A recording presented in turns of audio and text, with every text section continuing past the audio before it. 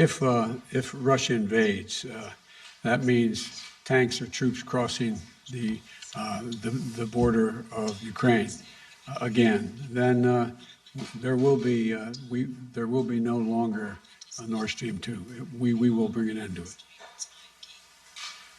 it. How will you do that exactly, since the project and control of the project is within Germany's control? We will, I promise you, we'll be able to do it.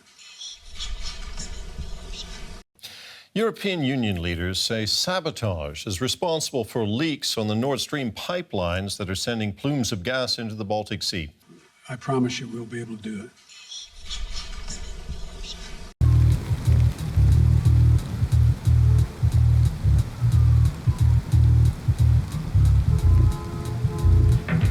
What's left? Other nations are torn, being played against each other from the day that we're born. What's left? Of a country stripped bare by greedy corporations and rapacious billionaires. What's left? Once the vultures are through, will there even be a country left for me and you? What's left? Once the fantasy fades and there's nothing but reality to smack us in the face, what's left? Are a people in pain, abandoned by their government and struggling to maintain. What's left is a nation enraged, with more and more becoming disillusioned each day. I'm left, and I'm here to stay, to make you feel uncomfortable and show you a better way. I'm left, but I'm not alone. There's millions more just like me, and not one will they own. We're the left, and we won't be ignored. The masses have been ignited, so brace for the storm. I said we're left, and we won't be ignored. The masses are ignited, better brace for the storm. On the 26th and 27th, there were multiple quote-unquote leaks detected on both the Nord Stream 1 and Nord Stream 2 pipelines. The pipelines transported natural gas from Russia to Germany, who are heavily reliant on imports for their energy needs, with the vast majority coming from nearby Russia, who were supplying 66% of Germany's natural gas, 34% of their crude oil, and 53% of their coal. Those numbers were set to greatly increase with the opening of Nord Stream 2. But shortly after the pipeline's completion, the project was halted before it was ever even turned on, marking the beginning of the latest economic war between the West and Russia. And with the Russian invasion of Ukraine coming just 2 days later, the proxy war quickly ratcheted up to new and very dangerous heights. A proxy war that actually began in 2014 with the US-backed coup of the government in Kiev. I have 2 videos detailing how and why this happened if you're interested. Links are down in the description. But it just so happens that Germany's energy dependence and that of the EU are in fact very big drivers of this multifaceted war, as it's not just Germany that is dependent on cheap Russian gas. It turns out much of Europe is reliant on the Ruskies for their energy needs, which is something that the West has been lamenting for decades. Do you think Germany's been as aggressive as they should be? I'm quite an admirer of Chancellor Merkel, and I heard her statement when she was with President Obama in Washington. I thought it was a very good statement. But now we need to have tougher sanctions, and I'm afraid at some point this is going to probably have to involve oil and gas. The Russian economy is vulnerable. 80% of Russian exports are in oil, gas, and minerals. People say, well, the Europeans will run out of energy. Well, the Russians will run out of cash before the Europeans run out of energy. And I understand that it's uncomfortable to have an effect on business ties in this way. But this is one of the few instruments that we have. Over the long run, you simply want to change the structure of energy dependence. You want to depend more on the North American energy platform, the tremendous bounty of oil and gas that we're finding in North America. You want to have pipelines that don't go through Ukraine and Russia. For years, we've tried to get the Europeans to be interested in different pipeline routes. It's time to do that. That was George W. Bush's former Secretary of State, Condoleezza Rice, explaining how the U.S. would like Europe to give up the cheap and readily available energy provided by their neighbors. An arrangement that ensures mutually beneficial economic and diplomatic ties that make it harder to drive a wedge in between them. Instead, we would like Europe to break those ties and turn to America and other Western allies for more expensive oil and gas that in many cases doesn't even have a ready-made way of making it to their shores. But luckily, and funnily enough, on the very day of the Nord Stream terror attack, a brand new Baltic pipeline was inaugurated in Poland. The new pipeline will import up to 10 billion cubic meters of natural gas annually, coming from Norway through Denmark to supply Germany, Poland, and other European countries, currently in the middle of a self-inflicted energy crisis. But that won't even cover 20% of the gas lost from Nord Stream 1 alone, which supplied 55 billion cubic meters per year. Not to mention Nord Stream 2, which promised to double that annual output, let alone the many other pipelines Russia has and still currently uses to fuel Europe. Of course, we ensure that their energy needs can and will be fulfilled elsewhere by the likes of Nigeria, Saudi Arabia, Qatar, and others. But unfortunately, every single one of those alternatives falls way short of the mark. First of all, most of these alternatives are LNG, liquefied natural gas, meaning it must first be converted back to usable natural gas via massive inexpensive LNG terminals that many European countries just don't have enough of. Germany specifically currently has 0 in operation. There are plans to have 4 floating storage and regasification units and eventually 2 permanent onshore terminals ready to handle the LNG. But completion of those terminals by the end of the year as planned is now in serious doubt, considering that construction on them has not even begun. The first floating storage and regasification unit is expected to be ready at some point during this coming winter, with the other 3 not coming until 2026 or later. While here in the present, the Saudi Arabian oil cartel known as OPEC Plus recently announced it'll be cutting oil production by 2 million barrels per day to halt dropping oil prices and maximize profits for as long as possible, defying the wishes of Biden in the United States. Again, all of this taking place while Europe is experiencing a crippling energy crisis with winter knocking at its door.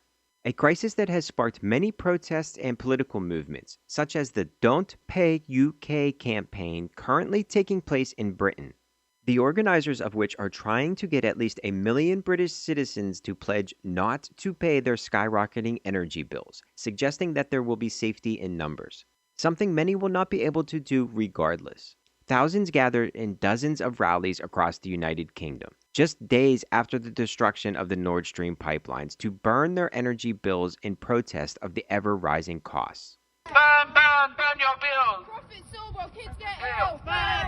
Burn your bills! Don't pay, won't pay, we say don't pay, can't pay, won't pay, we say don't pay, can't pay, won't pay, we say don't pay. In a few weeks prior to the sabotaging of the pipelines, some protesters, specifically in Prague and Berlin, were outright asking for normalized relations with Russia to reverse the ever-increasing energy cost, as well as for ending the relationship with NATO.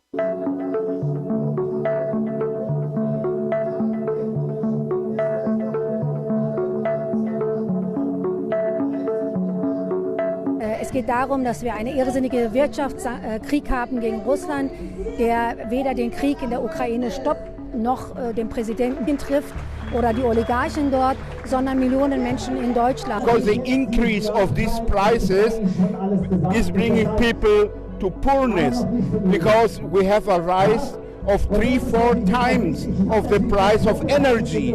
Yeah, they will not be able to pay the bill, and we are demanding for that the government makes a really policy to help the people. But the center of the really policy is end the war, open against the gas flush. Funnily enough, while at the Shanghai summit in Uzbekistan last month, Vladimir Putin agreed with the demands of the protesters, saying, quote, "The bottom line is, if you have an urge, if it's so hard for you, just lift the sanctions on Nord Stream 2, which is 55 billion cubic meters of gas per year. Just push the button and everything will get going." Of course, that was before the pipelines were sabotaged. Some argue that all of this unrest gave the United States a motive to permanently incapacitate the Nord Stream pipelines and do something really silly like submit to the will and needs of their people. But those people are probably all just Putin apologists and Russian bots, right? Well, what does the evidence say? Was it Russian self-sabotage as the Western media is reporting? Well, according to this Vox article, it is admittedly hard to pinpoint a motive for Russia. But they put forth that there are certain hints that point to Russia as the likely culprit. like the fact that they have the technical capability and equipment to pull it off, specifically trained divers and underwater drones. Secondly, the war is intensifying and Russia has implemented a limited mobilization effort. Okay, but you can say the same thing about Ukraine, minus the limited part. But what does any of this have to do with the attacks? Third, if I'm reading this correctly, they claim that because Russia was already running Nord Stream 1 at a limited capacity, presumably to pressure the West into lifting sanctions, that's a sign that Russia would be willing to give up that leverage by outright destroying the pipelines. But how does that make any sense? It's only a, quote, tool of pressure if the pipeline is able to once again pump the much-needed gas back into Germany. Wouldn't it make more sense to simply just turn the pipeline off? That way, you could keep your leverage while still hurting the West as they suggest is the point. Then, in their last Hail Mary attempt, they claim that the pipelines are pretty useless to Russia right now, completely ignoring the fact that they just admitted that they are a tool to pressure the West into lifting the sanctions. They go on to say that blowing them up was some sort of psych-out to impact the gas market, even though very little gas was actually going through the pipelines over the past few months, meaning that the impact had already been absorbed by the market. And if that was the goal, wouldn't it be more impactful to blow up or again simply turn off one of the other pipelines that Europe is still relying on? To me, none of this is good evidence, and the only one that can even be considered somewhat evidence at all is the fact that Russia may have the means to do it. But to my knowledge, there is no actual evidence to suggest that they have, nor is there a convincing motive. Though there is some evidence and a clear motive that, surprise, surprise, the United States may have been involved. Firstly, we also have the capabilities to commit such an act. And in fact, we were testing those specific capabilities just a few months ago, very close to where the attacks would later occur, at this year's Baltic Operations or Bolt Ops training, where this year's focus was on UUVs, or Unmanned Underwater Vehicles. So the US military was testing the type of technology needed to commit the attacks just 3 months prior and very close to the site of the incident itself. An area controlled and monitored by NATO, mind you. Very suspicious to say the least. But unfortunately, it gets worse. Throughout the month of September, the month of the attacks themselves, several unmarked helicopters were spotted circling near where the attacks would later take place. Using the open resource known as Flight Radar 24, the aircraft were able to be identified as US military. They were spotted flying directly over the Nord Stream pipelines hours at a time on September 1st, 2nd, and 3rd, and later again on September 10th, 19th, the 22nd, and the 25th. The aircraft were also accompanied by U.S. Navy ships led by the USS Kearsarge. Here's some of the flight patterns taken by these aircraft on September 2nd, again provided by FlightRadar24.com. And a funny thing happens if you superimpose these images onto a map of the attacks themselves. As you can see, the aircraft was flying back and forth along the Nord Stream pipelines, extremely close to where the attacks would take place just a few weeks later. No wonder how the CIA was able to warn Germany of the attacks weeks in advance. As German magazine Spiegel reported, the German government was warned of signs of a planned attack on the Nord Stream pipelines. So, we're led to believe that even though Russia spent billions of dollars to build these pipelines, they were the ones who sailed hundreds of miles undetected through NATO-controlled waters to an area that the US Navy used to test underwater drones just 3 months prior, just to blow up their own pipeline instead of simply shutting it off. And the US was aware of this, but were unable to stop it for some reason. Sorry, but I find all of this very hard to believe. And apparently so does European Parliament member Radek Sikorski, who posted this simple but illuminating tweet the day of the attacks, apparently thanking the United States for their handiwork. And in case there is any doubt of his meaning, he goes on to clarify that this war crime against civilian infrastructure brings him much joy, and states that, quote, all Ukrainian and Baltic Sea states have opposed Nord Stream's construction for 20 years. Now, 20 billion of scrap metal lies at the bottom of the sea, which, of course, is just echoing the sentiments espoused by many U.S. officials over the years. With regard to Nord Stream 2, we continue to have very strong and clear conversations with our German allies, and I want to be clear with you today.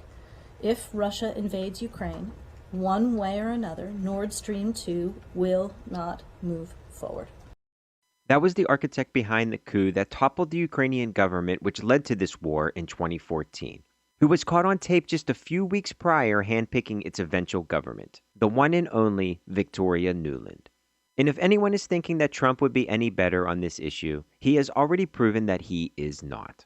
It's very sad when Germany makes a massive oil and gas deal with Russia, where you're supposed to be guarding against Russia, and Germany goes out and pays billions and billions of dollars a year to Russia. Ultimately, Germany will have almost 70% of their country controlled by Russia with natural gas. So you tell me, is that appropriate? I mean, I've been complaining about this from the time I got in. It should have never been allowed to have happened. It should have never been allowed to have happened. That's one of the real reasons why Democrats and establishment Republicans hate Trump so much. Not because his policies are so drastically different from theirs, because they are not, but because he sometimes says the quiet part out loud. Though on this matter, everybody seems to be saying the quiet part out loud. But nonetheless, the puppet masters that run this country and its vassal states do not like it when their playthings start to demonstrate a will of their own. And they certainly don't like it when they make deals with states outside of their control. So it took some time, but they've finally been able to permanently fix what they perceive as a mistake, although it may not be as permanent as they wish. As both the Russian Deputy Prime Minister Alexander Novak and Gazprom, the company responsible for supplying the pipelines, have both stated that at least one pipeline may be salvageable. Apparently, both Nord Stream 1 and 2 consist of 2 physical pipelines each, and Line B of Nord Stream 2 may still be operational, though it still would require approval from the EU and ultimately the United States, who have placed sanctions on the pipeline. Unfortunately for Europeans, this is very unlikely to happen. Frankly, because the United States sees all of this as a tremendous opportunity. Ultimately, this is also a tremendous opportunity. It's a tremendous opportunity to once and for all remove the dependence on Russian energy, and thus to take away from Vladimir Putin the weaponization of energy as a means of advancing his imperial designs. That's very significant, and that offers tremendous strategic opportunity for the years to come. But meanwhile, we're determined to do everything we possibly can to make sure that the consequences of all of this are not borne by citizens in our countries, or for that matter, around the world. So what exactly is this, quote, tremendous opportunity? Well, as you can probably guess by now, it's to force Europe off of cheap and reliable Russian gas and onto the much more expensive and difficult to import LNG from the West, a goal we've been striving for some time now. As Aaron Mate reports in this Substack article, this is all in line with the 2019 RAND study commissioned by the United States government titled Overextending and Unbalancing Russia. According to the report, Russia's greatest vulnerability in any competition with the United States is its economy, which is highly dependent on energy exports. So if we could create alternatives to Russian gas, then this would lower Russian export revenues, thus putting stress on their economy. The report goes on to say that the first step in accomplishing this would involve stopping Nord Stream 2. Not only would it weaken Russia's economy, it would ensure that Ukraine would continue to profit from the transit fees it currently collects on the pipelines passing through its territory, to the tune of $2 billion per year. Makes you wonder why Russia hasn't chosen to sabotage or again simply turn off these pipelines if harming the West as well as Ukraine were indeed the objectives. I guess we'll just never understand what goes on in the mind of a madman like Vladimir Putin. The report also suggests doing other highly costly and risky options such as providing lethal aid to Ukraine and supporting other Russian adversaries such as Al-Qaeda and their various offshoots in Syria, as well as increasing NATO's presence in Europe, including deploying large numbers of NATO forces up to the Russian border and conducting military drills as a show of force, all of which have happened and are reasons cited by Russia for their invasion of Ukraine.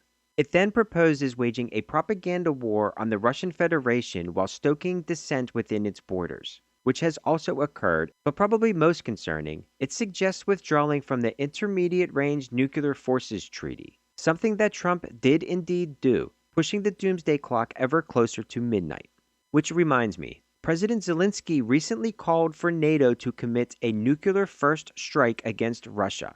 seriously, stating, quote, preemptive strikes are needed so that they know what awaits them if they use nuclear weapons, not the other way around. Waiting for Russia's nuclear strike and then saying, oh, you've done that? Now get this. NATO should reconsider how it uses its pressure. That's right, it's not Russia pushing us towards mutually assured destruction, it's us and our allies. Putin did state that Russia would use all the means at its disposal to protect Russia.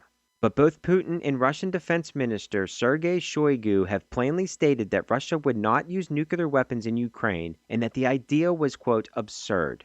And all of this was in response to a recent Liz Truss statement where instead of taking the opportunity to de-escalate the situation, she chose to say that using the UK's nuclear arsenal was an important duty of the Prime Minister and that she was ready to do it, all while the audience cheered. We're the ones who can't stop talking about using nukes, almost like we're manufacturing consent for something. But the thing is, there are no winners in a war between nuclear powers. And that's exactly what this is. This isn't a war between Russia and Ukraine. This is a war of Russia versus NATO, and specifically the United States. So I guess we'll just have to hope that the psychopaths driving this war at least care enough to prevent a nuclear Armageddon. Though they've certainly made it clear that they do not care about how many Ukrainians are sacrificed simply to overextend and unbalance Russia. 4 months into this thing, I like the structural path we're on here. As long as we help Ukraine with the weapons they need and the economic support, they will fight to the last person. The United States aids Ukraine and her people so that we can fight Russia over there and we don't have to fight Russia here. They don't care if European manufacturers are on the verge of collapse because they're now paying for 1 month's worth of energy what they used to pay out in a year, threatening to trigger a, quote, winter of de-industrialization in Germany as well as in other nations across Europe. They don't seem overly concerned about the many and growing protests going on all across Europe right now due to ever-rising costs of food, gas, and other necessities like heating their homes this winter. And apparently our leaders don't even care that the sanctions have backfired spectacularly, leading to soaring energy costs and record inflation, while the Russian economy is healthier than it has been in years, with the ruble being the #1 performing currency of this year.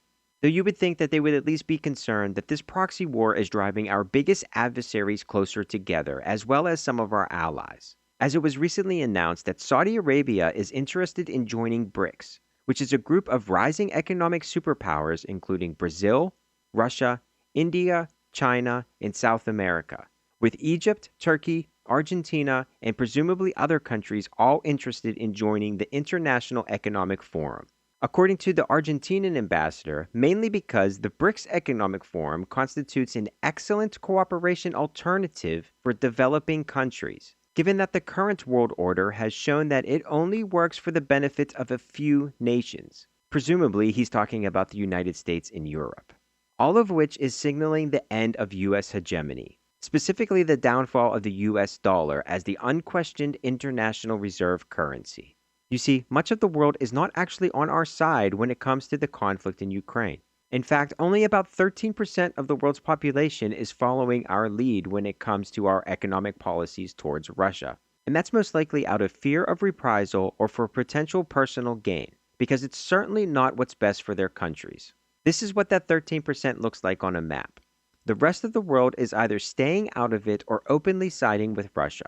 So it seems to me that the United States and our European allies have a couple of choices. We can either continue down this path of destruction, ensuring our own downfall while taking much of the world with us, or we can sue for peace and stop the bleeding while we still can. But unfortunately, at each and every turn, it's been us or one of our underlings who has sabotaged peace talks. First came the Minsk Accords 1 and 2, which were overseen by Germany and signed on to by all sides minus the US, way back in 2014 and 2015 respectively. But the agreements were never followed, and recently the Ukrainian president at the time, Petro Poroshenko, admitted to both German and Ukrainian media that the peace accords were merely a distraction intended to buy time for Kiev to rebuild its military, stating, quote, "We had achieved everything we wanted. Our goal was to, first, stop the threat or at least to delay the war, to secure 8 years to restore economic growth and create powerful armed forces. Then, back in late March, shortly after Russia invaded at the behest of the ethnically Russian people of eastern Ukraine, who had been begging them to do just that since 2015, there were another round of peace talks in Kiev, and the talks were reportedly making progress towards ending the conflict. But unfortunately, they were torpedoed by Boris Johnson, who was sent there to ensure that a peace agreement was never reached. We talked about this last time I was on your show. In March, there were talks between Ukrainian and Russian negotiators, and they had set plans for a meeting in Turkey to finalize an agreement. But Boris Johnson from the UK came in and basically told Zelensky no, and said to him that even if you reach an agreement with Russia, based on security guarantees from the West, we will not provide you with those security guarantees, basically making any such agreement meaningless. And Zelensky took the orders, and the talks were sabotaged. Now we have, from the American side, confirmation of what was reported in the Ukrainian media, and that comes in the form of Fiona Hill writing in Foreign Affairs that yes, during that same period, Ukraine and Russia had worked out an agreement where Russia would basically withdraw to its pre-February invasion position, controlling Crimea, and also controlling or at least having close ties with the breakaway regions of the Donbass. And also Ukraine would pledge not to join NATO. That was the outline of a peace agreement that Fiona Hill says was reached between Ukraine and Russia. As of now, Russia is still open to peace talks, as Putin reportedly told Turkey's Erdogan during the Shanghai summit a few weeks ago. But the landscape has changed drastically since the last round of talks. For starters, the 4 main regions of Ukraine that have been fighting the government in Kiev since the coup in 2014, Donetsk, Lugansk, Zaporozhye, and Kherson, have all voted overwhelmingly to join the Russian Federation, mirroring the numbers from the referendums for independence held in 2014. And yes, these numbers are high, but remember, they were choosing between the country they've been at war with for 8+ years and the only country that has had their backs since the coup, not to mention all of the ethnic and historical ties. So really, anything but this type of result would be surprising. Then there's the recent escalation in attacks on civilian infrastructure.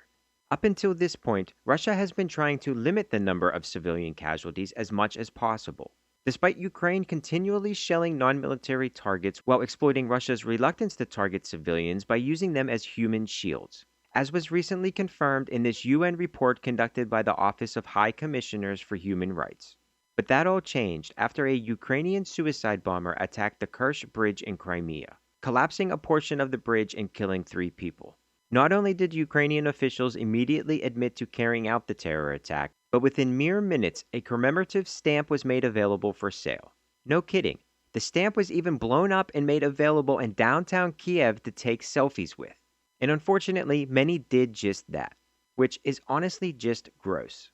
The terrorist attack was also lauded on social media, with one former U.S. official stating, quote, "I've been dreaming of this moment." Predictably and possibly intentionally, this all triggered an outcry by the Russian people that led to a significant change in policy.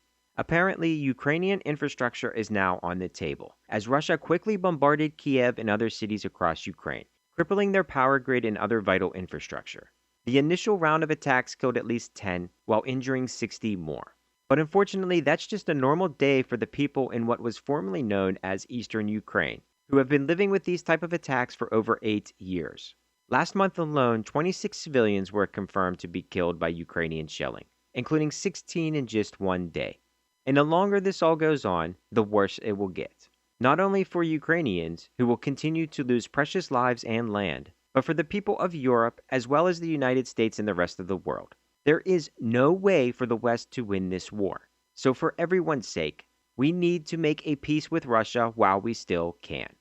Jana. Professor Sachs, you said this is a war between the U.S. and Russia. We've heard threat after threat or call after call for an end to the Nord Stream 2 pipeline, from Assistant Secretary of State Victoria Nuland to Joe Biden himself. Senator Ron Johnson, in questioning Nuland, appeared to actually call for the sabotage of the pipeline. But I'm literally talking about rolling back the pipeline. And you can loosely define that, but I mean taking action that will prevent it from ever becoming operational. And so who do you think is responsible for the worst act of industrial sabotage in recent memory and maybe in long memory? And what would their motive be, considering that the German economy was on the hook here? I've said I wasn't there, but my guess is just like I think Ukraine is shelling the Zaporozhye nuclear power plant, I think the United States blew up Nord Stream. And they told us, Biden said it in February, said if Putin invades, Nord Stream is over. And then a reporter said, well, what do you mean, Mr. President? How are you going to do that? He said, we have our ways. We have our ways. We will bring an end to it. How will you do that exactly, since the project and control of the project is within Germany's control? We will, I promise you, we'll be able to do it. Come on. Who controls the airspace? Who monitors the airspace? Who has the means to do this? Who said we're going to do it? Who said afterwards, this is a tremendous opportunity, this new situation, a tremendous opportunity to permanently wean Europe from Russian gas? That would be Secretary of State Blinken. Who said, thank you, USA, tweeting a picture of the burst pipeline? That would be Radek Sikorski, former foreign minister of Poland. And by the way, I've been in touch with reporters in papers that say we don't know, or even worse, who say Russia did this. And then I talk to very senior reporters, and they say, Jeff, of course it's the U.S. What do you think? But it doesn't get into our news.